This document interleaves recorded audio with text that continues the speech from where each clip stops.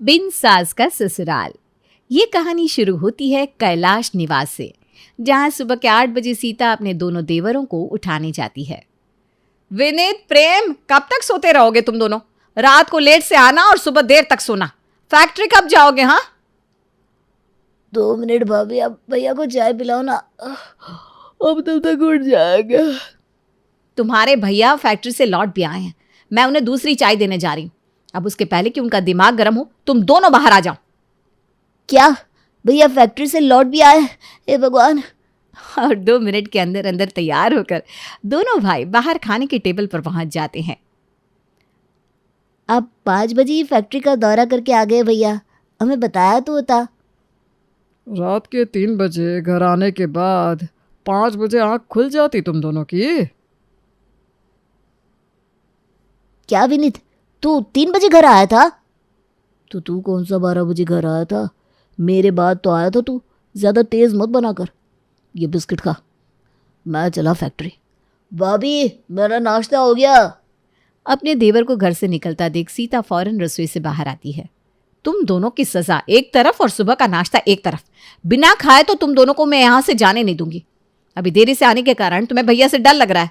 इस बात का डर नहीं लगता तुम्हें कि घर देर से पहुंचने पर भाभी को कितनी घबराहट होती होगी? आजकल कितने रोड एक्सीडेंट हो रहे हैं। तुम दोनों में से किसी को खरोच भी आ जाती ना, तो उसके बाद भाभी का क्या हाल होता? भैया पर क्या बीती, सोचा है तुम दोनों ने कभी? भाभी, वो कुछ दोस्तों ने रोक लिया था, मुझे माफ़ कर दीजिए भाभी। ये तुम्हारी रोटी रोल बना दिया मैंने। 5 मिनट में खाओ और फैक्ट्री के लिए जाओ, चलो। तुम लोग निकलो, मैं पीछे गाड़ी से आता हूँ। और ये थी कमला निवास की एक झलक, जहां सीता अपने पति और दोनों देवर के साथ रहती थी। रात को सभी फैक्ट्री से लौटते हैं और सीता सभी के लिए खाने की तैयारी करके रखती है। सुबह से तो मैं आपको कुछ कह नहीं पाई, लेकिन जिस हिसाब से ये दोनों बिगड़ रहे हैं ना, मुझे तो लगता है अब इनके पैरों में बेड़ियां डालने का वक्त आ गया है। आप ऐसा क्यों बोल रहे हो भाभी? आप तो हमारे लिए हमारी माँ समान हो। क्यों डालनी है बेड़ियाँ? क्योंकि मेरी अब उम्र ढल रही है और तुम दोनों की चढ़ रही है। मेरे डंडे से भी अब तुम दोनों समझने वाले नहीं हो। जब बीवी आकर कान मरोड़ेगी ना, तो अपने आप होश ठिकाने आ जाएंगे और रात को 3 बजे घर पर पहुंचने वाले लड़के 8 बजे तक घर में पहुंच जाएंगे। विनीत की शादी कर दो भाभी, इसे ऐसे भी शादी की बड़ी जल्दी है। कल लड़की वालों को बुला लिया है मैंने, तैयार रहिएगा देवर जी। और लड़की वालों के आने की बात सुनकर विनीत शर्माता हुआ अपने कमरे में चला जाता है। अगली सुबह लड़की वाले आते हैं और घर में सास को ना देखकर खुश हो जाते हैं। आपके घर में सास ससुर दोनों ही नहीं है, ऐसा कैसे? माफ़ कीजिएगा भाई साहब, इस बारे में तो इन्हें बात करना पसंद नहीं है। वो यादें उनके दिल के बहुत करीब है। बस अब यही है कि इस घर में न सास है न ससुर है। मेरे लिए मेरा जो भी है वो मेरे 2 देवर हैं और अब इनकी शादी करके मैं इस जिम्मेदारी से मुक्त होना चाहती हूँ। अरे वाह मम्मी, ले देकर एक जिठानी है इस घर में और इतनी बड़ी संपत्ति। इस जिठानी को तो मैं जाती ही साइड कर दूंगी। तुम रिश्ते के लिए हाँ बोल दो। और घर में किसी बड़े बुजुर्ग को ना देखकर लड़की वाले फौरन रिश्ते के लिए हाँ कर देते हैं और देखते ही देखते विनीत की शादी हो जाती है। विनीत की शादी के 6 महीने बाद प्रेम अपनी भाभी के पास जाकर उनसे कहता है, मेरे और भैया में मुश्किल से 1 साल का ही फ़र्क है भाभी। 6 महीने तो उनकी शादी को हो गया है। अब आपको मेरी शादी की भी टेंशन हो रही होगी ना। मुझे भी तो बेड़ियों में बांधना है आपको, तो लगा दो हथकड़ी मेरे हाथों में भी। करवा दो मेरी शादी। पर भाभी को उसके लिए लड़की ढूंढनी पड़ेगी ना। तुम खुद ही कोई लड़की क्यों नहीं ढूंढ लेते भैया? बस यही सोच कर तो ढूंढ लिया। वही तेरे कॉलेज वाली जैस्मीन। बुला ले उसके परिवार वालों को, कल घर पर मिल लेती हूँ। पर अगर वो तेरे भैया को पसंद नहीं आई तो फिर मुझे मत कहना। हाँ? अरे भाभी, I love you, I love you, I love you. पता है ना मुझे, आप सब मैनेज कर लोगी। पागल है बिल्कुल। और प्रेम जैस्मिन के परिवार वालों को अपने घर बुला लेता है। इतना प्यारा परिवार, सब में इतना मेल जोल देखकर जैस्मिन के परिवार वाले तो गदगद हो जाते हैं। जब हमारी बेटी ने हमें प्रेम के बारे में बताया और उसके इतने बड़े अम्पायर के बारे में, तो हम तो उसी वक्त हाँ कर सकते थे। पर मुझे अपनी बेटी को किसी ऊंचे मकान वाले के यहाँ नहीं, ऊंचे संस्कार वालों के यहाँ भेजना था। और आपके परिवार की एकता देखकर अब मैं समझ गया हूँ कि ऐसा क्या था प्रेम में जो मेरी बेटी को वो पसंद आ गया। और जैस्मिन के परिवार वाले भी रिश्ते के लिए राज़ी हो जाते हैं और कमला निवास में एक और बहू आ जाती है, दरवाजे पर खड़ी नई बहू का स्वागत करने के लिए घर की सबसे बड़ी बहू सीता दरवाजे पर आती है। और आज मेरी आखिरी जिम्मेदारी भी पूरी हो गई, मेरे दूसरे बेटे की भी शादी कर दी मैंने। बेटा नहीं भाभी, देवर कहिए आप। अंतर है ना दोनों में। आप भले ही देवर जी को बेटा मानती हो, पर आसपास वाले लोगों को तो कन्फ्यूजन हो जाएगी ना। मेरे मायके वाले भी है यहाँ। देवर को बेटा बोलने में क्या दिक्कत है कृतिका? और भाभी ने हमें बेटे की तरह ही पाला है, कुछ भी बोलती हो तुम। घर की नई बहू ने दहलीज पार भी नहीं की थी कि कृतिका की हरकतों में बदलाव दिखने लगा था। वैसे तो आज जेठानी मैं भी बनी हूँ, ये भी पहली बार, तो नए दुल्हा दुल्हन की आरती करने का मौका मुझे भी तो मिलना चाहिए, नहीं भाभी? हाँ कृतिका, बिल्कुल मिलना चाहिए। वैसे भी मैं तुम्हारे वक्त में ये नियम कर चुकी हूँ, तो इस बार ये नियम तुम कर लो। अभी तो ये बस शुरुआत है जेठानी जी, आप देखिए धीरे धीरे कैसे आपको हर जगह से रिप्लेस करती हूँ। शादी के बाद के सारे नियम कर दूल्हा दुल्हन अपने कमरे में चले जाते हैं। तभी वहाँ कृतिका जाकर जस्मीन से कहती है, सुबह हो सकता है भाभी के कहने पर मुझे तुम्हें उठाने आना पड़े, पर जैस्मिन तुम आराम से सोई रहना। मैं समझ सकती हूँ तुम थकी होगी ना। भाभी ना बुरी नहीं है, पर उन्हें कायदे कानून ज़्यादा ही पसंद है। एक बार बस वो तुम्हें उठाने को कहेगी, उसके बाद नहीं, तो तुम बिना प्रेशर किए आराम से सो सकती हो, बाकी मैं देख लूँगी। थैंक यू भाभी, मेरा भी ज़रा देख लेना, मैं भी बड़ा थका हुआ हूँ, मेरी भी आँख नहीं खुलने वाली। अगली सुबह जैस्मीन अपनी पहली रसोई के लिए जैसे ही किचन में आती है, कृतिका उसकी मदद करने में लग जाती है। मैंने कभी सोचा ही नहीं था कि मुझे इतनी अच्छी जेठानी मिलेगी भाभी। काश मैं भी ये बात कह पाती जस्मीन, पर वही बात है ना, जो दिखता है वो सच नहीं होता। भाभी के लिए देख लो, सबको लगता है वो सीता माँ है, पर अंदर से क्या है वो तो मैं ही जानती हूँ।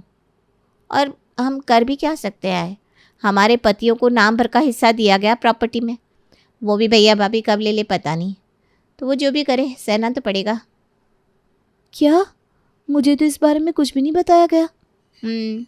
अभी तुम नई नहीं हो ना जैस्मीन, धीरे धीरे सब समझ में आएगा। इसका मतलब प्रेम ने भी मुझसे झूठ बोला? अरे नहीं पगली, ये दोनों भाई अपने बड़े भाई को अपना भगवान मानते हैं। 10% क्या, अगर 1% भी ना दिया ना तो इन्हें तब भी बुरा नहीं लगेगा, दोनों खुश रह लेंगे।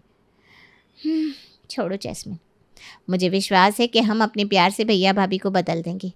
वैसे भी कभी माँ बाप क्या अपने बच्चों के साथ गलत करते हैं। और इस तरह धीरे धीरे कृतिका अपने ससुराल में अपना ढाल तैयार करना शुरू कर देती है। दिन बीतने लगते हैं और अब घर में शुरू हो जाती है नेहा की शादी की बात। क्यों नेहा, करनी है ना शादी? नहीं करनी तो बता दो। हाँ, कोई जोर जबरदस्ती थोड़ी ना करेगा तेरे से। ये लो एक और खर्चा आ गया, ये तो मैं होने नहीं दूंगी। दीदी की शादी में लगा पैसा हमारे हिस्से से ही कटेगा। इससे पहले ये बात और आगे बढ़े दांव फेंक देती हूँ। कितनी अच्छी बात है ना, इस घर में एक साथ दो खुशखबरी आने वाली है। यहाँ दीदी की शादी की बात चल रही है और वहाँ आप पापा बनने वाले हैं। और एक झूठ कहकर कृतिका सभी का ध्यान अपनी ओर खींच लेती है और नेहा की शादी की बात से सभी का ध्यान हट जाता है। और 2 महीने बाद ही जैस्मिन को पता चलता है कि वो माँ बनने वाली है। क्या हुआ जैस्मिन, किस फिक्र में हो तुम? किस फिक्र में होंगी भाभी, जिस बच्चे के पापा का खुद का कुछ नहीं है, उस बच्चे को कैसे लाऊं मैं इस दुनिया में? मुझे तो बहुत फिक्र हो रही है अपने बच्चे की। मुझे भी कुछ खास समझ में नहीं आ रहा। इस घर में भाभी के कहे बिना खाना नहीं बनता, ना उठ सकते, ना बैठ सकते, ना चल सकते। वही सब कुछ बच्चे को भी झेलना पड़ेगा। तभी सीता कमरे में दूध का ग्लास लेकर आती है। अरे वाह, तुम दोनों साथ में ही हो। मुझे पता रहता तो तुम दोनों के लिए दूध ले आती। ये लो कृतिका, तुम दूध खत्म करो, तब तक मैं जैस्मिन के लिए भी ले आती हूँ। और बस कृतिका इसी मौके का फ़ायदा उठा लेती है और दूध पीने के बाद सीधा बाथरूम में जाकर ज़ोर ज़ोर से चिल्लाने लगती है। मेरा पेट, विनीत बचाओ, बहुत दर्द हो रहा है। कृतिका की आवाज़ सुनकर सभी भागते हुए कमरे में आते हैं। वहाँ कृतिका को दर्द से रोता हुआ देखकर विनीत भी फूट फूट कर रोने लगता है। मेरा बच्चा नहीं रहा विनीत, मेरा बच्चा नहीं रहा। ये सब कैसे हुआ भाभी अचानक? अभी तो आपने बस दूध पिया था और वो दूध तो भाभी लेकर आई थी। अच्छा हुआ मैंने दूध नहीं पिया। ये सब आपने किया है ना भाभी? आप नहीं चाहती ना इस घर का खर्चा बढ़ाने के लिए कोई और आए? ये क्या कह रही हो तुम जैस्मिन? अब तुम एक बाप बनने वाले हो, अब तो हिस्सा मांग लो, वरना इस घर में तुम्हारे बच्चे की एक नौकर से ज्यादा हैसियत नहीं रहेगी। भाभी आप शांत हो जाइए, आपकी तबीयत बिगड़ जाएगी। तू तो बीच में मत ही बोल दे। हाँ, उसके बच्चे का सवाल है, वो तो बोलेगी ना। बहुत हो गया भैया, माँ ने ये प्रॉपर्टी आपके हवाले थोड़ी ना की थी जो सब कुछ आप अपने नाम कर रहे हो। अरे तुमसे किसने कह दिया कि सब कुछ मेरे नाम है? तो कर दीजिए ना सब कुछ 50-50। पेपर्स बनवा कर लाओ, मैं कर देता हूँ साइन। और अगले ही दिन विनीत और प्रेम प्रॉपर्टी को आधा आधा करने के पेपर्स बनाकर ले आते हैं, जिस पर सुमेघ फौरन साइन कर देता है। इन सब चीज़ों से मेरी बहू के लिए प्यार नहीं बदल जाएगा। चलो जैस्मिन, मैं तुम्हारे पैर पर तेल लगा देती हूँ, और कल की पूजा भी रखवाई है मैंने कृतिका के बच्चे के लिए। भगवान उसकी आत्मा को शांति दे और तुम्हारी गोद फिर से हरी हो जाए। सीता अपनी दोनों देवरानियों की सेवा करने में कोई कमी नहीं छोड़ रही थी। आखिरकार एक 5वें महीने की प्रेग्नेंट थी और दूसरी ने अपना बच्चा खोया था। सीता अपने घर पर सुख शांति की पूजा करवाती है, और पूजा के बाद ही इस बार सच में कृतिका गर्भवती रह जाती है। 1 साल बाद। बच्चा संभालना इतना मुश्किल है, क्या कहूँ। सुबह से देख रहा हूँ बार बार रो रहा है, तुम इसे चुप क्यों नहीं करवा रही हो? शायद इसे भूख लगी है। अरे पिलाया तो था दूध मैंने इसे, अब कितनी बार पिलाऊं। तभी बच्चे की रोने की आवाज़ सुनकर सीता वहाँ आती है। ला, इसे मुझे दे, मैं चुप करवा देती हूँ।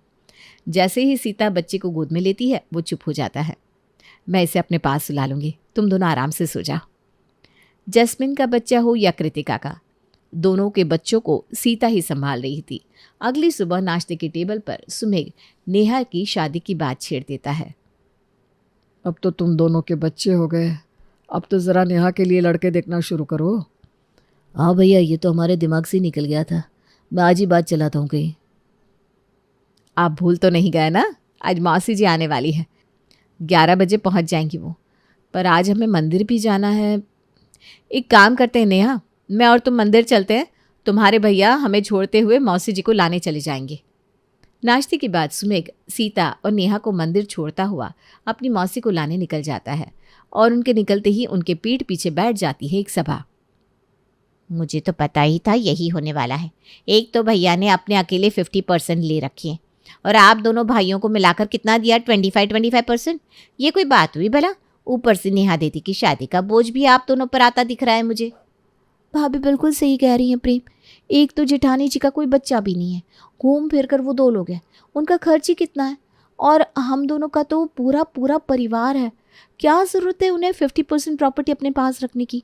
और अगर सब बांटना ही है और दीदी हमारे हिस्से में ही आनी है, तो हमें 25% और मिलना चाहिए, फिर सबको बराबर बराबर मिलेगा ना। बिल्कुल ठीक कहा जैस्मिन तुमने, आने दो भैया को, आज इस बारे में बात कर ही लेते हैं। मंदिर से घर लौटकर सीता सभी को प्रसाद बांट रही थी, तभी प्रेम कहता है, भाभी, माँ कहा है हमने आपको, और हमारे पीठ पीछे हमें इतना बड़ा धोखा देने में दिल नहीं कांपा आपका, भाभी माँ। अरे क्या हुआ तुम्हें प्रेम, तुम अचानक ऐसे क्यों कह रहे हो? सही तो कह रहा है भाभी माँ, कहाँ हमने आपको अपनी माँ समान माना, पर हम भूल गए थे कि माँ कहलाने में और माँ होने में फ़र्क होता है। अपने सारा सुख लेकर अपने सारे बोझ हम दोनों भाइयों के सर पर डाल दिया। आपकी मर्जी के बिना इस घर में पत्ता तक नहीं हिलता। अगर आप हम दोनों की माँ बनी है तो फ़र्ज़ भी निभाइए उस तरह। आपका तो खुद का बच्चा भी नहीं है, तो किसके लिए संजो रहे हैं ये संपत्ति आप और भैया? और उसी वक्त सुमेघ की मौसी उसके साथ दरवाजे पर पहुंच जाती है और इस बात को सुन लेती है। क्या कहा तूने? उसका कोई बच्चा भी नहीं है? अच्छा वो मौसी जी आप आ गई, बिल्कुल सही सुना आपने। मैं तो परेशान हूँ, जिस दिन से भाभी की गोद में मैं अपने बच्चे को देने लगी हूँ ना, न जाने उसे क्या हो गया है, वो मेरे पास आते ही रोने लगता है। किसी ने सही कहा है, बांझन को अपना बच्चा देना ही नहीं चाहिए।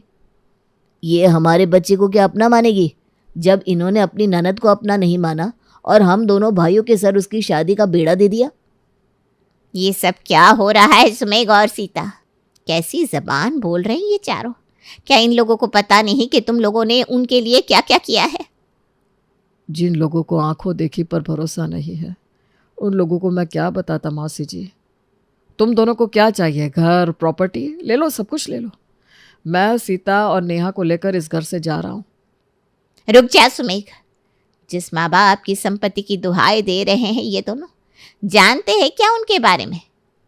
तू विनीत 6 साल का था जब जीजाजी गुजर गए, और तू प्रेम तू तो 5 साल का था। जीजाजी को नशे की इतनी बुरी आदत थी कि उस नशे की लत में उन्होंने अपना सब कुछ बेच दिया। जीजाजी के जाने के बाद 2 महीने के अंदर अंदर दीदी भी गुजर गई, और उनके पीछे रह गया तो बहुत सारे कर्जदारों की गली और उनका लिया हुआ कर्जा। उस वक्त 15 साल का था सुमेघ। वो चाहता तो तुम तीनों को छोड़ सकता था, पर उसने ऐसा नहीं किया। उसने अपने छोटे तीनों भाई बहनों को अपनी जिम्मेदारी समझा और किसी से बिना मदद लिए दिन रात फैक्ट्री में काम कर कर के तुम तीनों का खर्चा चलाया। अपनी मेहनत से उसने पहले एक दुकान खड़ी की, फिर खुद का बिजनेस और फिर ये फैक्ट्री। शादी के बाद सीता ने अपना ऑपरेशन करवा लिया ताकि अपना बच्चा हो जाने के बाद कहीं तुम तीनों के प्यार में कमी ना आ जाए। और ऐसे भाई भाभी को कोस रहे हो तुम नालायक हो। ये सुनते ही सभी की आंखों में आंसू आ जाते हैं।